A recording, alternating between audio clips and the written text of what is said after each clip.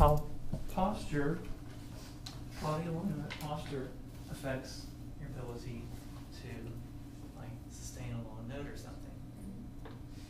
So I have a couple of different body positions that we will try, and you might notice that your initials are there. Oh, that's what those are.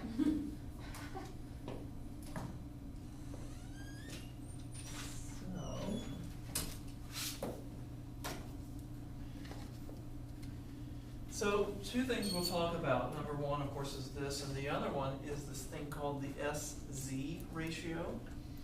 The SZ ratio, which we won't use in this.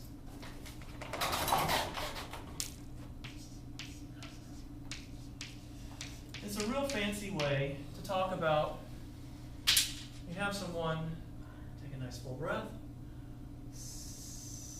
and how long can they sustain an S? So it's a slow release of air without phonating. And then you have them do the same thing, but now it's voiced, because it's the same position with your tongue.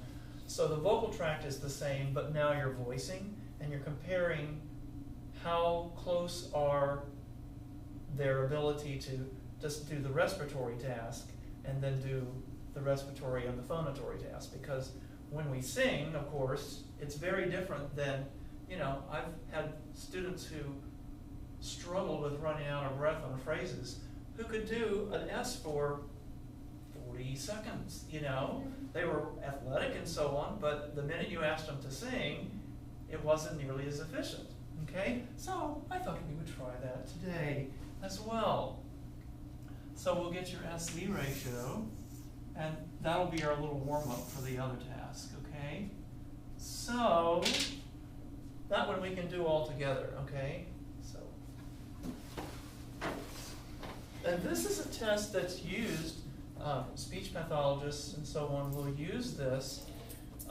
They're looking at, respiratory competency versus the, if the person has, for instance, some kind of a lesion on their vocal fold, they're probably going to spill a lot of air on this, and this ratio isn't going to be, ideally, it shouldn't be so different, Ideally, it shouldn't be so different.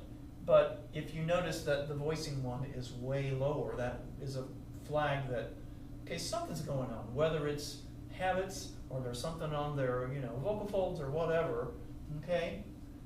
Now, this is not any diagnosis of pathology. If we happen to see something funky, this is our first time doing it. If you were doing it for real, we would do it probably 3 times, but we're just going to do it once just to get a feel of it. Okay, so I will count the time allowed while you do your S, and you just keep track of when you cut out, okay? Just have my handy dandy stopwatch. Okay, good breath, and S. 1, 2, 3, 4, 5, 6, 7, 8, 9, 10, 11, 12, 13, 14, 15, 16, 17, 18, 19, 20, 21, 22, 23, 24, 25. Okay. All right, let's put your numbers down. There's Sarah. 15. 15. Okay. And Melissa. 24. All right. Catherine? I don't know if it's 24 and a half or 25. We'll round it up. Okay. Let's do it one more time, so we'll take an average of the 2 times. Okay. Good breath, and S. 1, 2, 3, 4, 5, 6, 7, 8, 9, 10, 11, 12, 13, 14, 15, 16, 17, 18, 19, 20, 21, 22, 23, 24, 25, 26, 27, 28, 29, 30, 31. Okay. All right, what did we get this time? Sarah, you were a little longer, right? 20? 24. 30. 30. So, we can average those two in a minute. That was like 17.5. 24. And this one will be like 27.5 or so. Okay, so now we're going to do a z twice, and we'll see what kind of a ratio we get. And so you're just going to, just as light as your S was, just a little mosquito flying around the room. All right? All right, here we go. Good breath, and Z.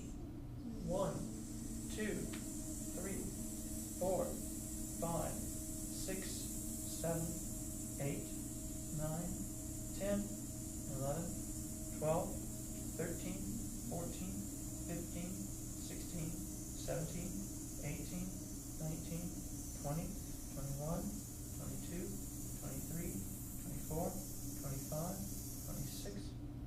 Okay. What do we get? 15. Well, you're nothing if not consistent. Okay. 20. 20. 26. 26. This is good. You guys are really, really close to 1-1. That's really good. Okay. Let's try it one more time. Breath in and go. 1, 2, 3, 4, 5, 6, 7, 8, 9, 10, 11, 12, 13, 14, 15, 16, 17, 18, 19, 20, 21, 22, 23, 24, 25, 26, 27, 28, 29, 29. All right. 29. Melissa, what was it? 25. Good. And 17. 17. Yeah, so you guys are pretty close, pretty close to 1-to-1, and that's really great. Okay, now that we're all nice and warmed up, respiratory-wise, let's try sustaining an ah. You'll probably sustain longer.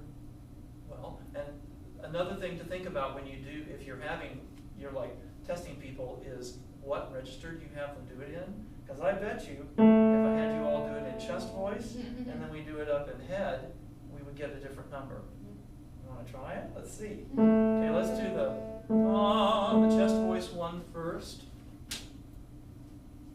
Okay, this is chest and head.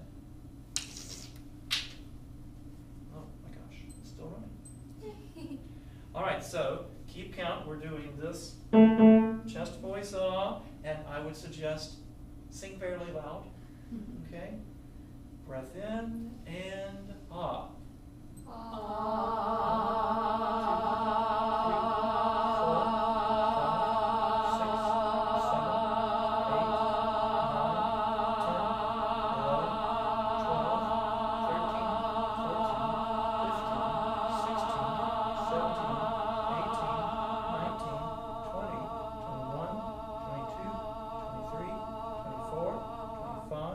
Okay, what did we get?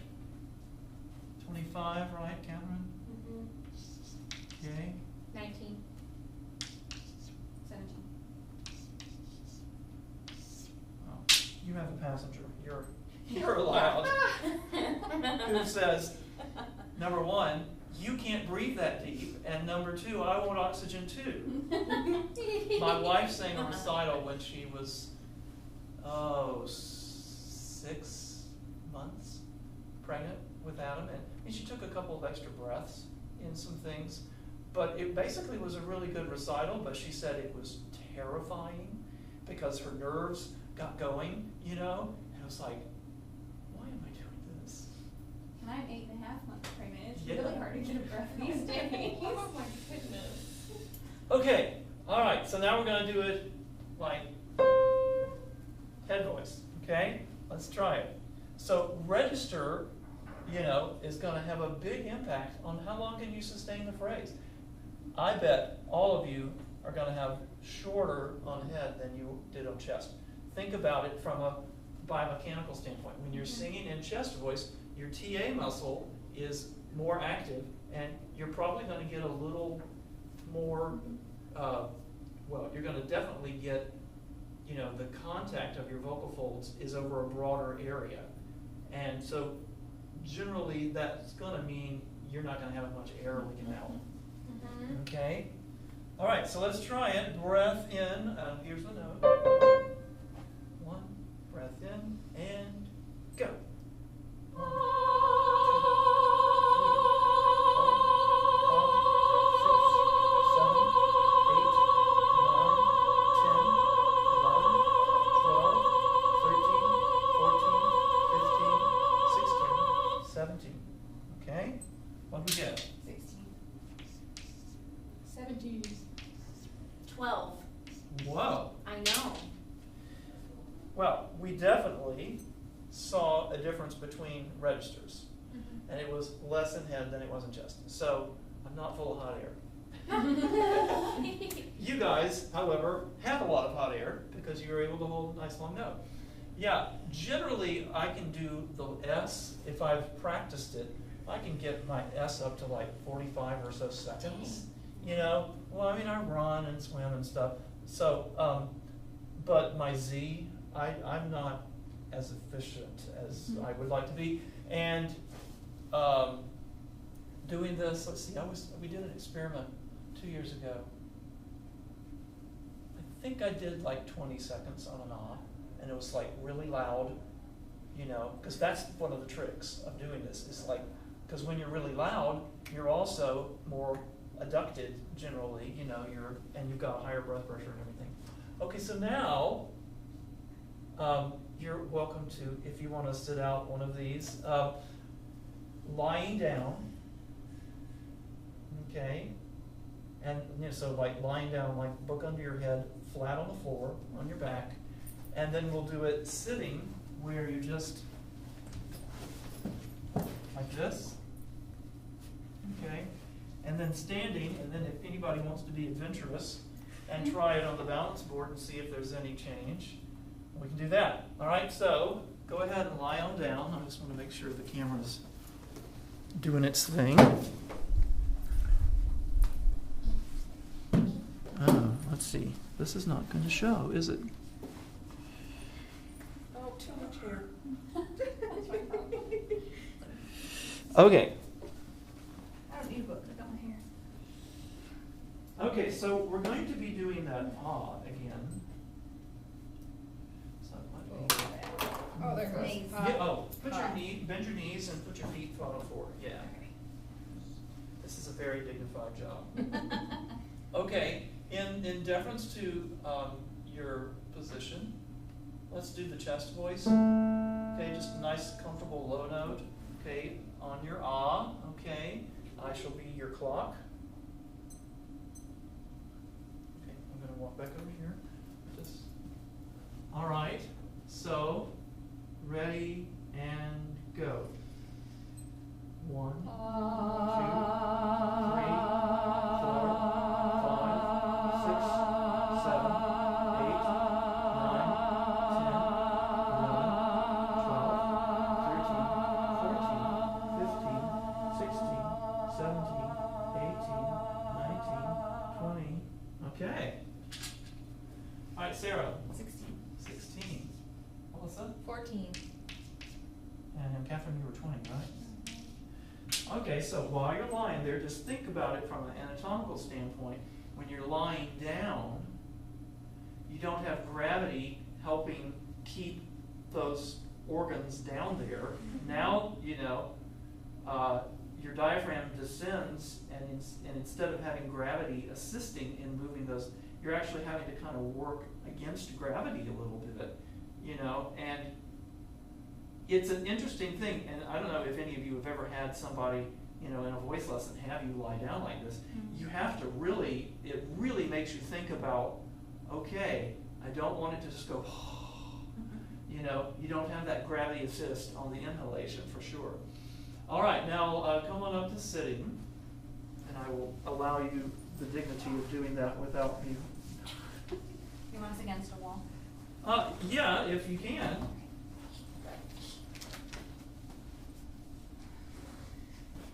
All right, isn't this fun? It's like romper room. Okay, I'm gonna go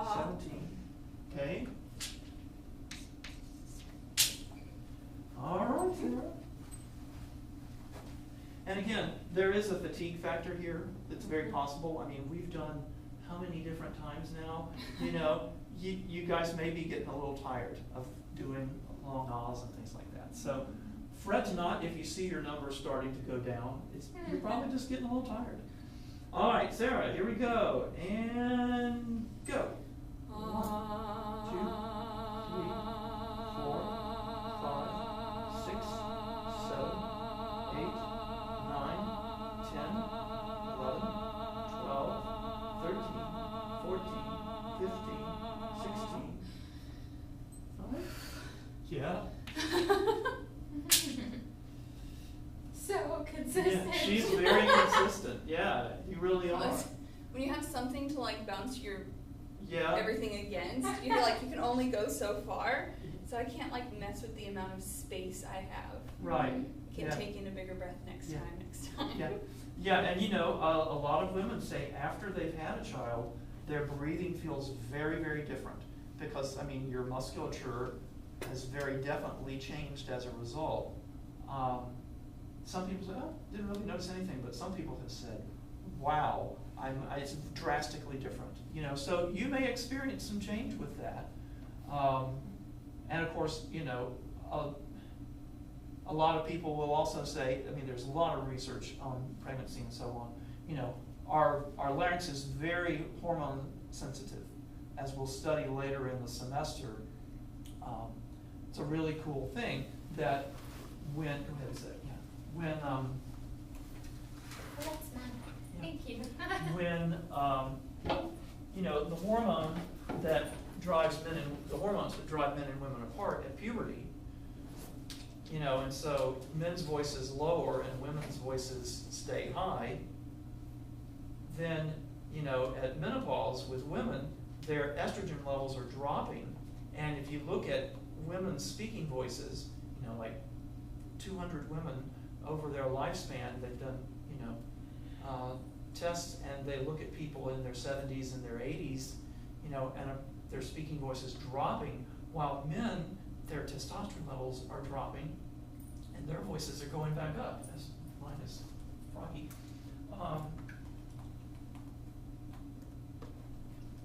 So the two hormones that drove the genders apart in terms of like their speaking range and so on, when they, as people get, you know, in their 70s and stuff, the women's voices are dropping, the men's voices are going up. Hence that, you know, you call grandma and grandpa's house, and if they're like in their late 70s and 80s, you're not sure which one you have, you know, for a second. You know, I mean, it sometimes happens that, you know, the guy gets kind of a higher, creakier kind of voice, you know, and, you know, grandma's voice is getting lower. And I hear in my dad's voice, he's 82.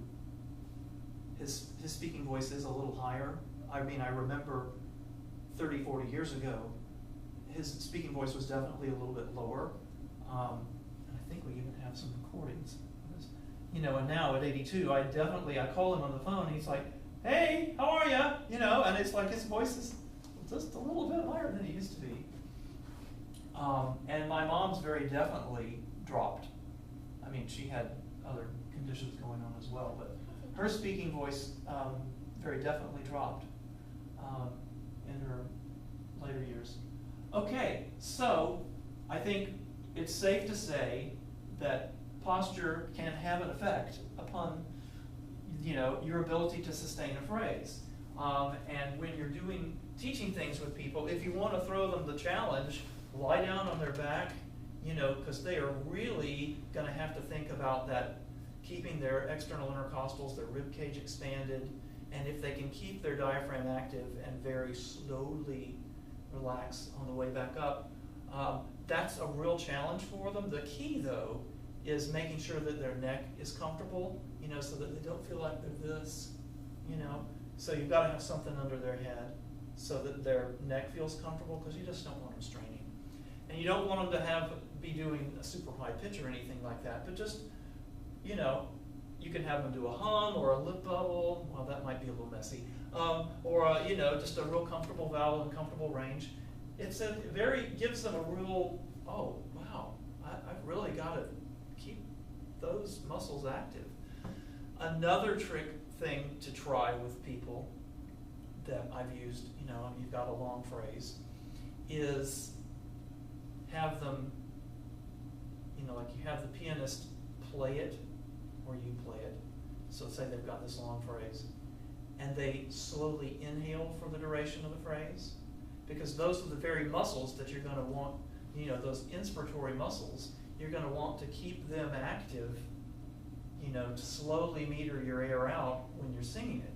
So you practice keeping those inspiratory muscles working for the whole duration of the phrase, practice that a time or two, and then, okay, let go, take a breath in, and now sing, and see what happens. It can certainly give them that experience of, okay, what sensation do I want to have as I sing this long phrase? I want to have that expanding, instead of collapsing feeling.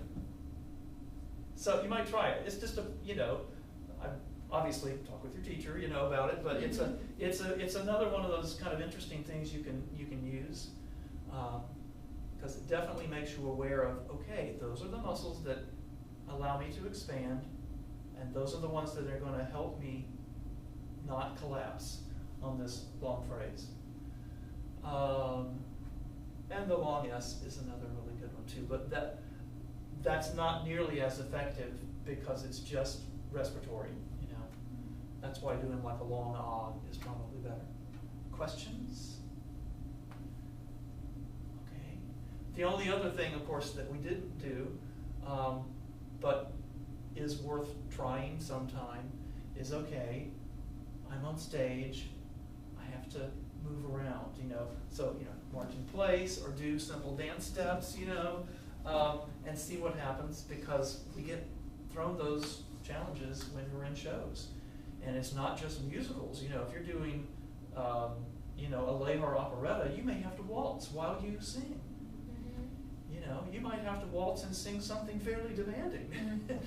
Like the duet with Hannah, it's the Merry Widow Waltz, the da da da da, where, you got to sing and waltz around. Of course, they gradually stop dancing and start smooching at the end, but that's another part of the show. Okay, that's all I got. So, fun stuff. The SZ ratio thing is something used in speech pathology, and it's also used just in voice research. And doing maximum phonation time is one of those real good tests that is used, so say we were doing an experiment here, two different experiments, grad students.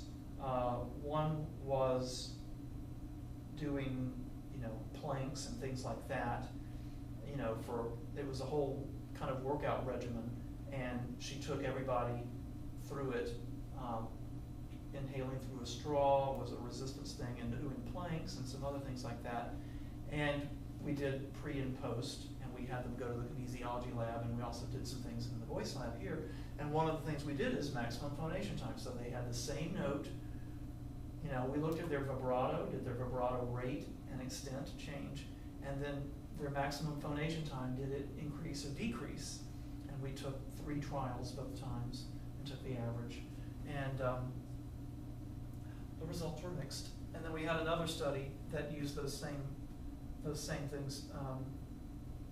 That was much more of a kind of a body alignment kind of thing, rather than doing planks and stuff like that. So if you're interested, I have their papers. It's all good stuff, but fun things that we can use for research and just in your studio.